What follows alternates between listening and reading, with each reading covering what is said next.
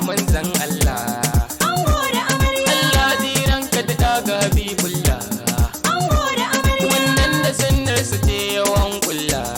Ango da amarya. Dan sa Allah ka sanya albarka shine fata na. Aure aure yau dai an daura. Ango da amarya. Umar Hassana yau dai an daura. Karshen su aure. Karshen tiga cikin tik yau ta kare. Ango da amarya. Yau so ya kare kauna ce fari. Ango da amarya. Kun yi aure ai ba mai gori.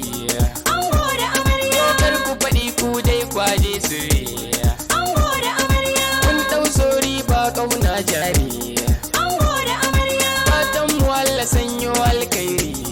Ango da amarya. Sannan kuma shine za ya kaɗai shari ba mai jin kuna. Aure aure yau dai an daura.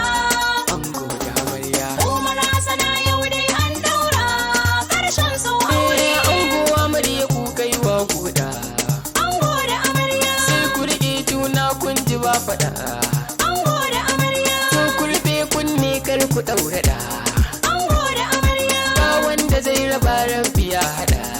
Ango da amarya. Kun so juna tamkar uwa da ɗa. Ango da amarya. Kar ku rage san juna za ku daɗa.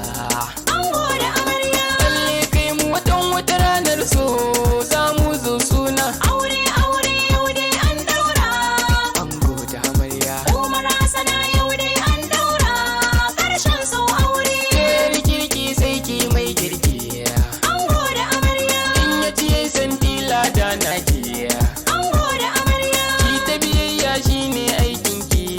Ango da amarya. Kar da ki ɗauki ziga ta ƙawayen ki.